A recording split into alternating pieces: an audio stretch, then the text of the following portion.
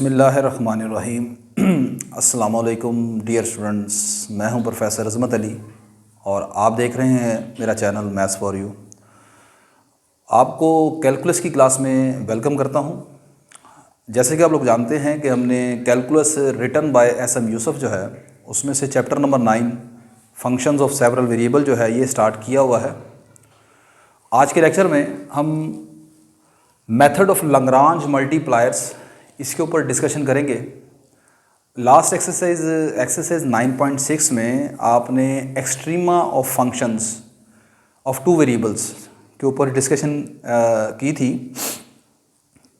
दो या दो से ज़्यादा वेरिएबल जो हैं, अगर आपने उस वेरिएबल्स वाले फंक्शंस की एक्सट्रीम वैल्यू यानी मैक्सिमम या मिनिमम वैल्यू मालूम करनी हो तो वो 9.6 में हम उसे डिस्कस कर चुके हैं। आज एक्सरसाइज 9.67 जो है वो है मेथड ऑफ लैग्रांज मल्टीप्लायर से रिलेटेड। इसमें भी हम एक्सट्रीम वैल्यूज़ मालूम करेंगे फंक्शंस की, लेकिन यहाँ पर जो फ़र्क है वो ये है कि यहाँ पर आपको कुछ साइड कंडीशंस दी होंगी, कुछ साइड कंडीशंस आपको गिवन होंगी। उस साइड कंडीशंस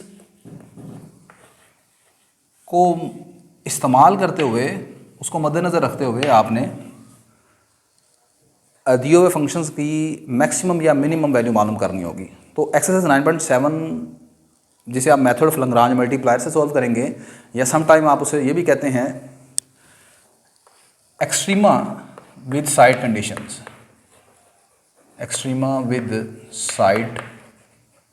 साइड कंडीशंस या with constraints. Constraint mean side conditions. अच्छा, अब इसमें होगा क्या, इसमें करना क्या है, वर्किंग रूल क्या है, आप किस तरीके से दिए हुए क्वेश्चन को सॉल्व करेंगे। आपका जो वर्किंग रूल होगा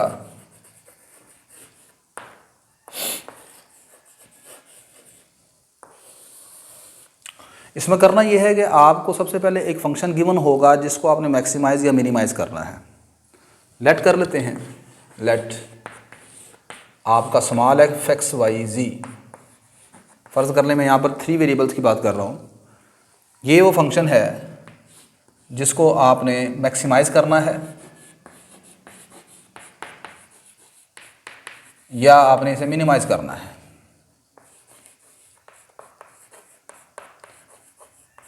इन शॉर्ट वर्ड्स आप इसे कह सकते हैं ये हमारा ऑब्जेक्टिव फंक्शन है, ठीक है, जिसे आपने ऑप्टिमाइज मीन मैक्सिमाइज या मिनिमाइज करना है आपने। अंडर कंडीशन, आपको एक कंडीशन गिवन होगी कि जिस कंडीशन के को मद्देनज़र रखते हुए, उसको इस्तेमाल करते हुए आपने इस दिए हुए फंक्शन को मैक्सिमाइज करना है और मिनिमाइज करना है। उस कंडीशन का नाम आप रख लेते हैं g x y z equal to 0। अब आप यहाँ पर एक मेथड ऑफ लैग्रांज मल्टीप्लायर ये कहता है कि आप यहाँ पर एक न्यू फंक्शन डिफाइन करेंगे। Let us define a new function, let us define a new function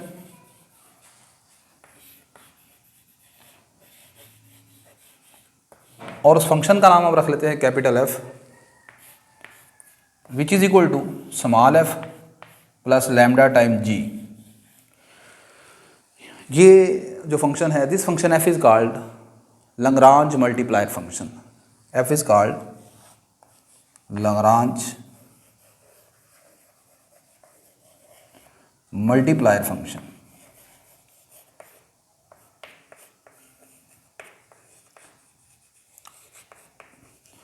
और lambda is Lagrange multiplier constant, ठीक है। अब तरीकाकार ये होगा कि आपने सबसे पहले इस फंक्शन f के, यानी ये जो क्वेश्चन नंबर 1 में से कहते हैं सपोज, आपने f के पार्शियल डेरिवेटिव कैलकुलेट करने होंगे। पहला स्टेप ये होगा, स्टेप नंबर 1, फाइंड f का विद रिस्पेक्ट टू x आप पार्शियल डेरिवेटिव कैलकुलेट करेंगे, x का विद रिस्पेक्ट टू y आप पार्शियल डेरिवेटिव कैलकुलेट करेंगे। अब अगर ये 3 वेरिएबल वाला है तो फिर आप यहाँ पर इसका विद रिस्पेक्ट टू z भी डेरिवेटिव कैलकुलेट कर लेंगे, पार्शियल डेरिवेटिव। उसके बाद आप ये करेंगे कि ये जो आपने पार्शियल डेरिवेटिव कैलकुलेट किए हैं इनको ज़ीरो के इक्वल पुट कर दें। Put all the partial derivative, और एक और चीज़ आपने यहाँ पर एफ ऑफ लैम्डा फंक्शन का डेरिवेटिव लैम्डा के लिहाज से भी कैलकुलेट करना है। तो ये 4 पार्शियल डेरिवेटिव आप कैलकुलेट करेंगे आप। अच्छा, अब उसके बाद इन तमाम पार्शियल डेरिवेटिव को आपने ज़ीरो के इक्वल पुट कर देना है। Put all partial derivative equal to zero. अब इन तमाम के तमाम जो पार्शियल डेरिवेटिव को आपको ज़ीरो के इक्वल पुट करेंगे तो आपके पास 4 इक्वेशन बनेगी। पहले एफ एक्स को ज़ीरो के इक्वल पुट करेंगे तो यहाँ से आपके पास जो इक्वेशन बनेगी वहाँ से आप लैम्डा की वैल्यू कैलकुलेट कर लें। कैलकुलेट लैम्डा फ्रॉम इन तमाम जो पार्शियल डेरिवेटिव आपने पुट किए हैं इन तमाम में से लैम्डा की वैल्यू कैलकुलेट कर लें आप। अच्छा, इन तीन में से आप लैम्डा की वैल्यू कैलकुलेट करेंगे in term of x y z. उसके बाद उन तमाम लैम्डा की वैल्यू को आप कंपेयरिंग कर लेंगे। स्टेप 3 में comparing all values of lambda and find x y z. Comparing all values of lambda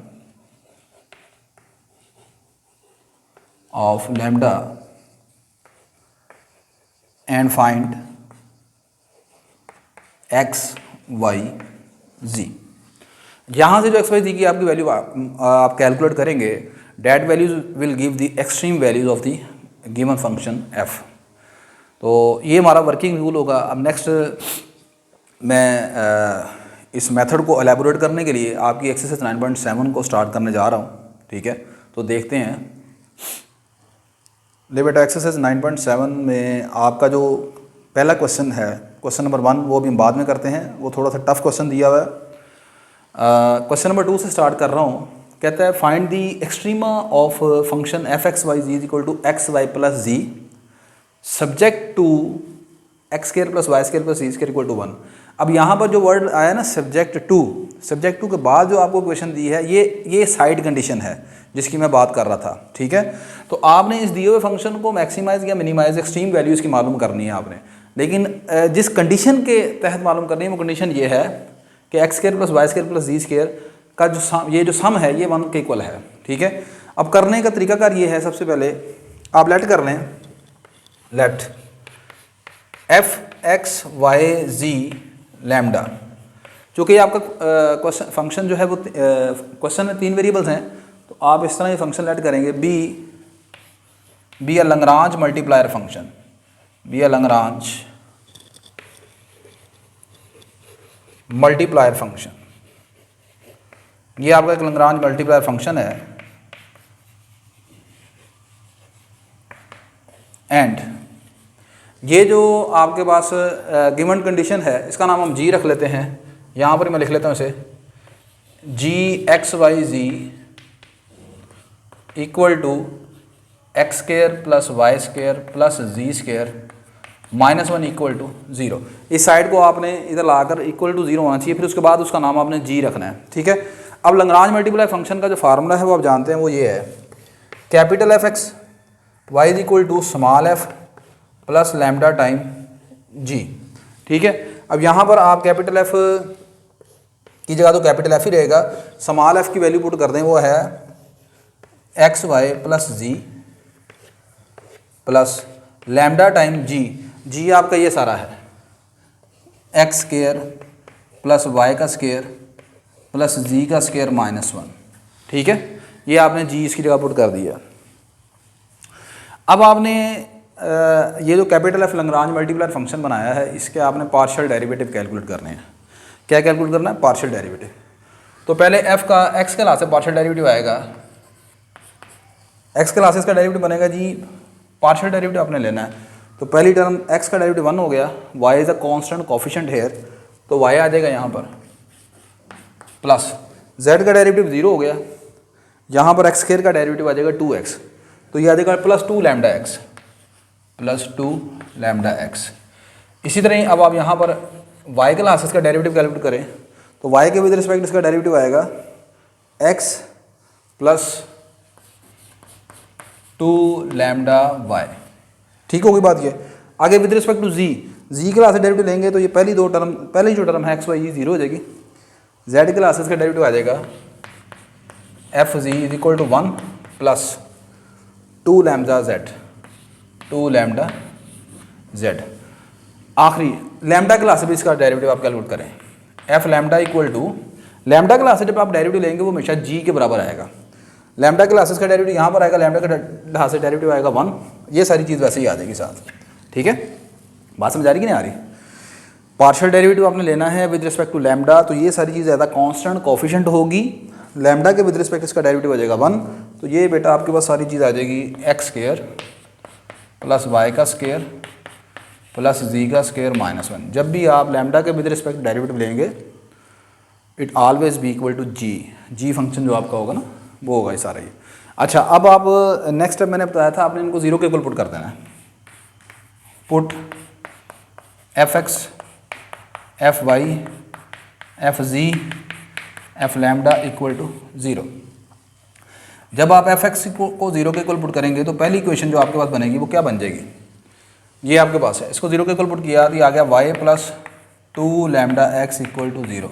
यहाँ से आप लैम्डा की वैल्यू कैलकुलेट करना है तो वो आ जाएगी आपके पास 2 lambda x equal to minus y. This implies lambda की वैल्यू क्या निकल आएगी जी, वो आ जाएगी माइनस वाई ओवर 2x। ठीक होगी बात ये। अच्छा, अब आप आगे एफ वाई को जीरो के इक्वल पुट करें। एफ वाई को जीरो के इक्वल पुट करेंगे तो एफ वाई आपके पास है ये सारा x plus 2 lambda y equal to zero. यहाँ से आप फिर लैम्डा दोबारा निकालें, क्या निकल आएगा, दिस इम्प्लाइज यहाँ से लैम्डा आपका निकलेगा lambda is equal to minus x over 2y minus x over 2y। Next, अब आप एफ जी को जीरो के इक्वल पुट करेंगे। F z equal to zero implies 1 plus 2 lambda z equal to zero. यहाँ से आपके पास आ जाएगा z 2 lambda z equal to minus 1 implies lambda equal to minus 1 over 2 times z. ठीक हो गई बात ये। आखिरी इक्वेशन एफ लैम्डा को जीरो के इक्वल पुट कर रहे हैं, वहाँ पर लैम्डा तो नहीं है लेकिन हम उसको यूज़ करेंगे। F lambda equal to zero implies x square plus y का स्क्वायर प्लस जी का square minus 1 equal to zero. इसे आप क्वेश्चन नंबर चलें, मैंने इसे 1 कह देते हैं, इसे क्वेश्चन नंबर 1 कह देते हैं। ठीक है। अच्छा, अब आगे आपने लिखना है by equating all values of lambda, by equating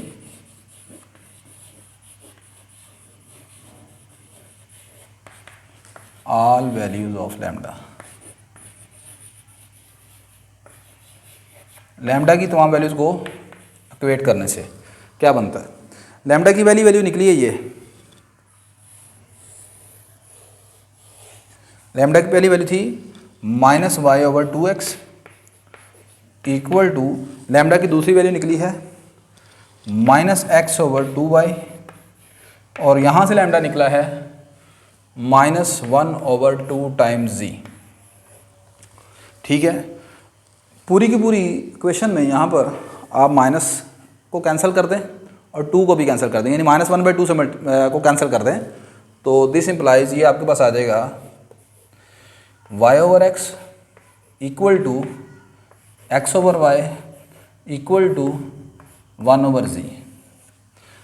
ठीक होगी बात ये। अब यहाँ से आपने करना ये है कि किसी एक वेरिएबल की वैल्यू निकालनी है बाकी दो वेरिएबल्स के तौर पर। ठीक है, in term of we will find value of one variable in term of other two. मतलब इन दोनों को जरा इकट्ठा करें आप यहाँ से,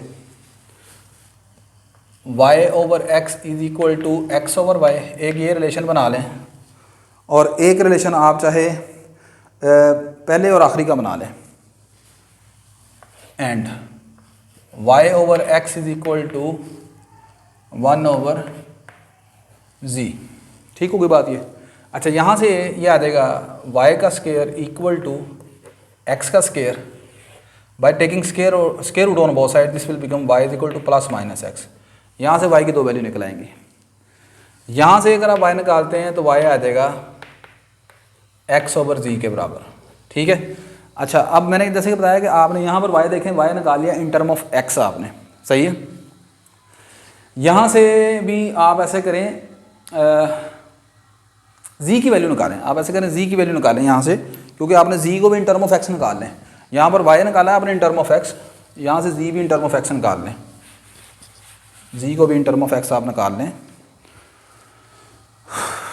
तो यहाँ से z कैसे निकलेगा z in term of x, ये आ जाएगा z is equal to x over y, ठीक है। अब z की दो वैल्यू निकलेंगी क्योंकि यहाँ पर y दो हैं, आप लिखेंगे व्हेन y x के बराबर है, जब y की वैल्यू x है तो z कितना निकलेगा, y को यहाँ पर x पुट करेंगे तो z आ जाएगा 1 के बराबर। इसी तरह ही व्हेन y आप माइनस एक्स के बराबर रखेंगे तो z किसके बराबर आ जाएगा, z आ जाएगा -1 के बराबर। तो आपके पास यहाँ पर दो तरह के वैल्यूज़ आ गई। जब y x के बराबर है तो z 1 है, जब y माइनस एक्स के बराबर है तो z -1 है। क्वेश्चन खत्म होने लगा, बस अब परेशान ना हो। लें जी, when y is equal to x and z is equal to 1, इसको आपने अभी जो क्वेश्चन नंबर 1 जो एफ लैम्डा वाली थी उसमें पुट कर दें आप। क्वेश्चन नंबर 1 इम्प्लाइज, यहाँ पर y की जगह x पुट कर देंगे, पहले लिखा हुआ x स्क्वायर प्लस फिर y की जगह x स्क्वायर पुट कर देंगे, आ जाएगा x स्क्वायर, फिर आगे आएगा प्लस z का स्क्वायर, z 1 है तो 1 का स्क्वायर 1 हो गया, -1 इक्वल टू 0। ये आ जाएगा आपके पास 2x स्क्वायर इक्वल टू 0। यहाँ से x की वैल्यू क्या आ जाएगी आपके पास 0, x 0 आ गया जी आपके पास, ठीक हो गया, x 0 आ गया। अब x को यहाँ पर आप पुट कर लें तो y कितना आ जाएगा, this implies y is equal to 0 because आपका y कितना है, y x के बराबर है। बात समझ आ रही कि नहीं आ रही? पूरे क्वेश्चन में देखें, आपने जब यहाँ तक आपको समझ आ गई होगी, आई होप। यहाँ पर आकर थोड़ा सा मसला होता है, आपने जब यहाँ पर लैम्डा की वैल्यू को इक्वेट कर लेना है तो उसके बाद आपने हमेशा 3 वेरिएबल हैं तो 2 वेरिएबल का आंसर निकालना है किसी एक वेरिएबल के तौर के ऊपर, ठीक है। आपने 2 वेरिएबल्स की value in term of 1 variable मालूम करनी है। तो मैंने y को मालूम किया इन टर्म ऑफ x, फिर मैं z को भी इन टर्म ऑफ x मालूम करना चाह रहा था, ठीक है। लेकिन वो ऐसा हुआ क्वेश्चन में कि जब y की वैल्यू यहाँ पर मैंने पुट की, ठीक है, तो वो आपके पास क्या हो गया, y की वैल्यू x पुट की तो z 1 आ गया, z कॉन्स्टेंट हो गया, ठीक है। फिर y की वैल्यू -1 x पुट की तो फिर z आ गया -1। तो मेरे पास दो तरह के रिलेशन आ गए, जब y x के बराबर है और z 1 के बराबर है, ठीक है। इन दोनों को मैंने इस इक्वेशन में पुट किया जिसको अभी तक इस्तेमाल नहीं किया, जो f लैम्डा वाली है, ठीक है। वहाँ से x निकाला 0 आ गया, सही है। अब x मेरे पास 0 के बराबर है, y भी 0 के बराबर है और z इस केस में क्या है, कांस्टेंट है, 1 आ गया। तो एक क्रिटिकल पॉइंट मेरे पास आ चुका है, ठीक है। x 0 y 0 z 1। बात समझ आ रही कि नहीं आ रही? एक क्रिटिकल पॉइंट आ गया है। अब सेकंड मालूम करना आपने, आगे आप लिखोगे when y is equal to -x z is equal to 1। Question number 1 implies y की वैल्यू यहाँ पर आपने -x पुट करनी है, यह है पहले x स्क्वायर प्लस -x का स्क्वायर प्लस आगे z यहाँ पर 1 है, 1 का स्क्वायर 1 -1 इक्वल टू 0। इस मरतबा फिर ये आ जाएगा 2x square equal to 0, x की वैल्यू फिर क्या आ गई 0, x फिर 0 आ गया। दिस इम्प्लाइज y किसके बराबर आ जाएगा, y किसके बराबर था यहाँ पर, -x के बराबर है, तो y 0 के बराबर आ जाएगा बिकॉज आपका y जो है वो -x के बराबर है। So the critical points are, so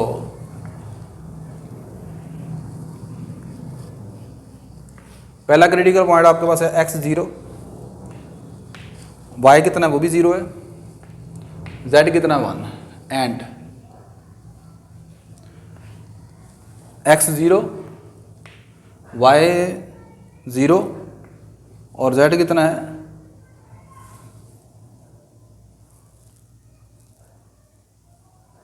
z sorry इस सूरत में इस मरतबा -1 था, ये मुझसे गलती हो गई, यहाँ पर z है -1। तो -1 का स्क्वायर भी आपके पास खैर वो यहाँ पर भी +1 ही हो जाएगा, ठीक है। z यहाँ पर है इस मरतबा -1 आर दी क्रिटिकल पॉइंट्स।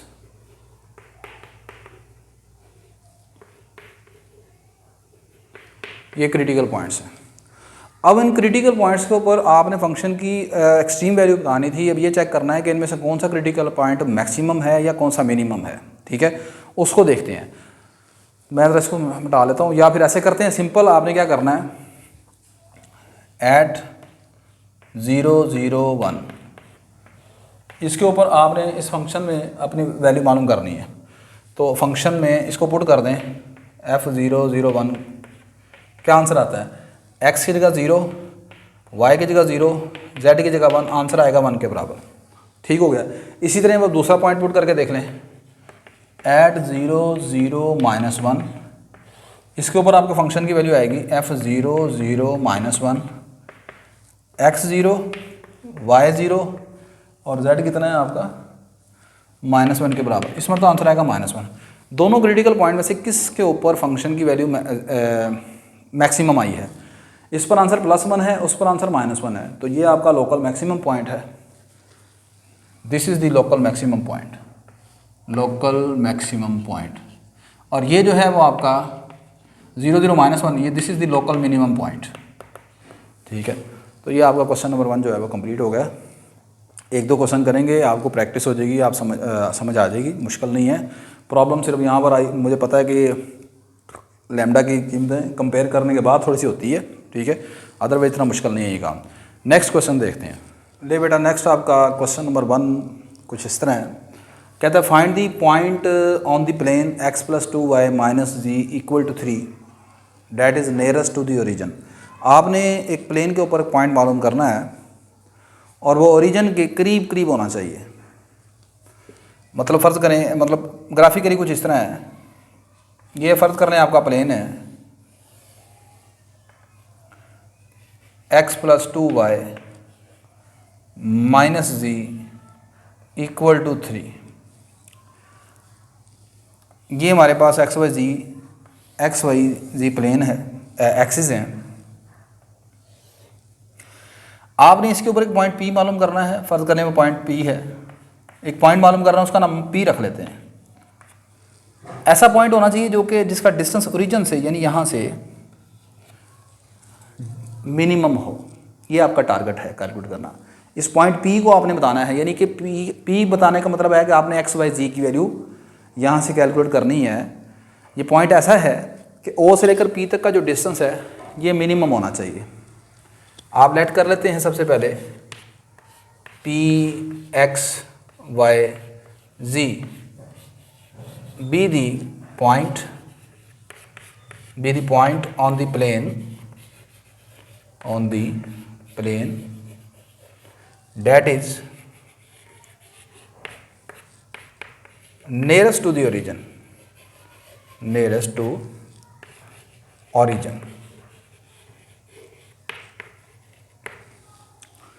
अब 2 पॉइंट के दरमियान आप डिस्टेंस कैसे मालूम करते हैं।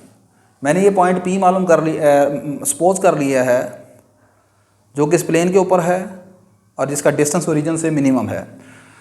तो ओरिजिन से लेकर P तक का डिस्टेंस कैसे कैलकुलेट करेंगे। हेयर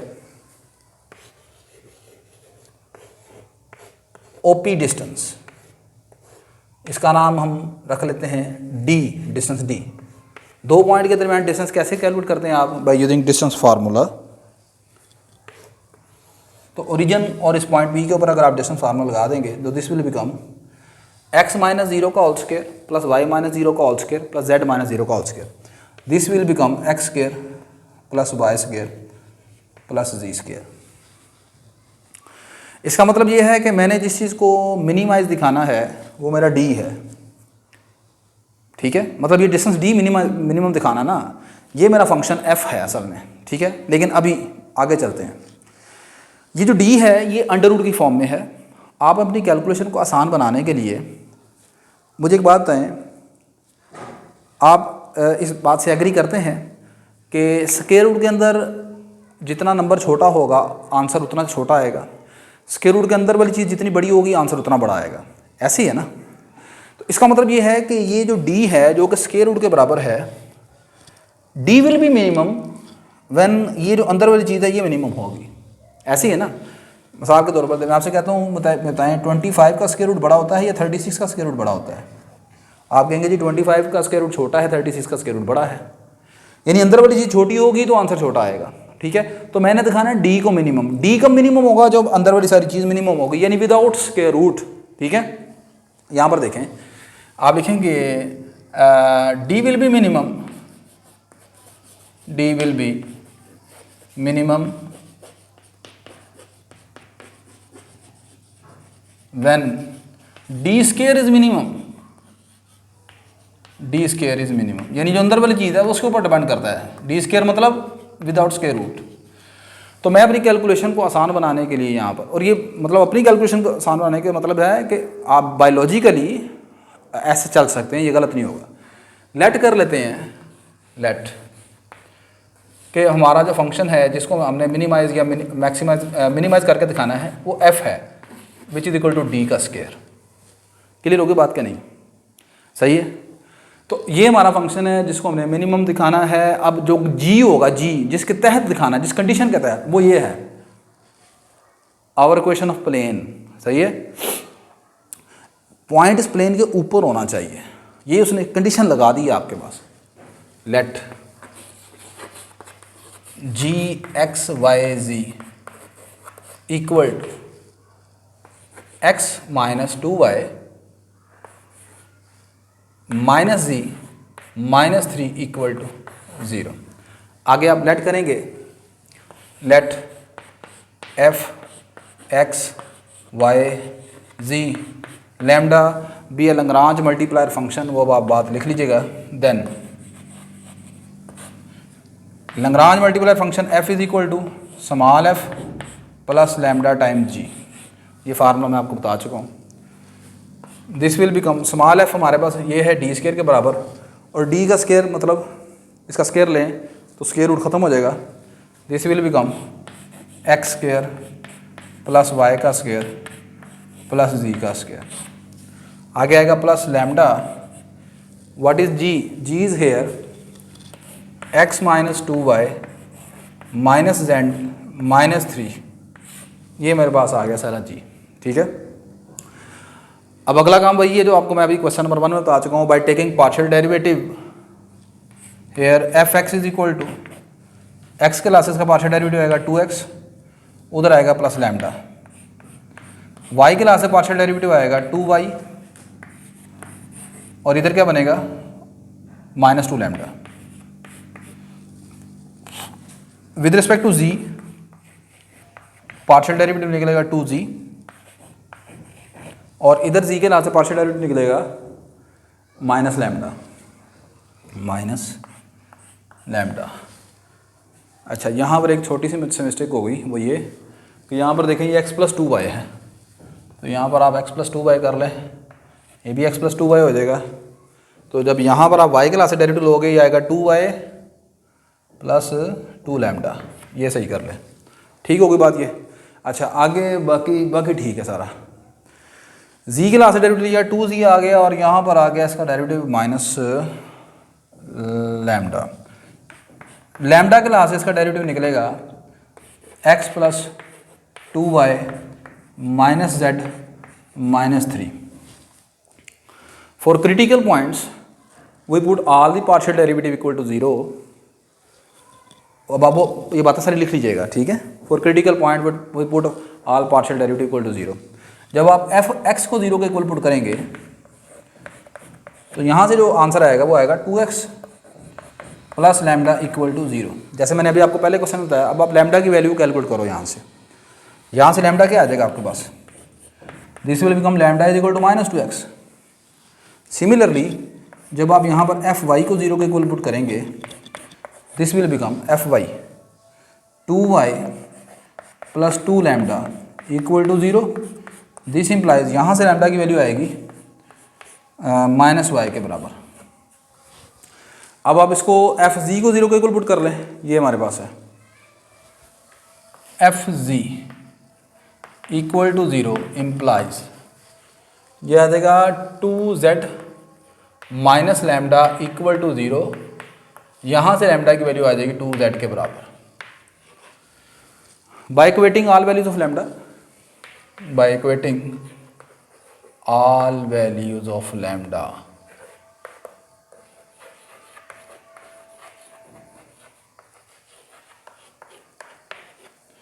अच्छा जी। इसको भी 0 के इक्वल पुट करना है आपने, एफ लैम्डा इक्वल टू 0, मैं यहाँ पर ही पुट कर देता हूँ 0, और इसे हम क्वेश्चन नंबर 1 कह देते हैं। ठीक होगी बात ये। अच्छा, लैम्डा की 3 वैल्यूज आपके पास निकली, उनको बराबर आपस में इक्वेट कर रहे हैं। यहाँ से लैम्डा आया -2x के बराबर, -2x इक्वल टू यहाँ से आया -y के बराबर इक्वल टू 2z। अब जैसे मैं पहले आपको बता चुका हूँ, अभी आपके पास यहाँ पर 3 वेरिएबल हैं, 2-2 का पेयर बनाएं। ये तीन क्वेश्चन है ना आपके पास, ये आप 2-2 का पेयर बनाएंगे। आपने 2 वेरिएबल का आंसर किसी एक वेरिएबल में बदलना है, दोनों का। मतलब कैसे? -2x इक्वल टू -y, यहाँ से y का आंसर निकालना है। y किसके बराबर आ जाएगा? 2x के बराबर आ जाएगा। इसी तरह ही आप ऐसे करें, यहाँ पर y का आंसर आपने x की शक्ल में निकाला है, अब आगे z को भी x की शक्ल में निकालें, तो z और x वाला इन दोनों का पेयर उठा लें। यह आ जाएगा -2x is equal to 2z, 2 से कैंसिल हो गया, z की वैल्यू क्या आ गई? -x के बराबर।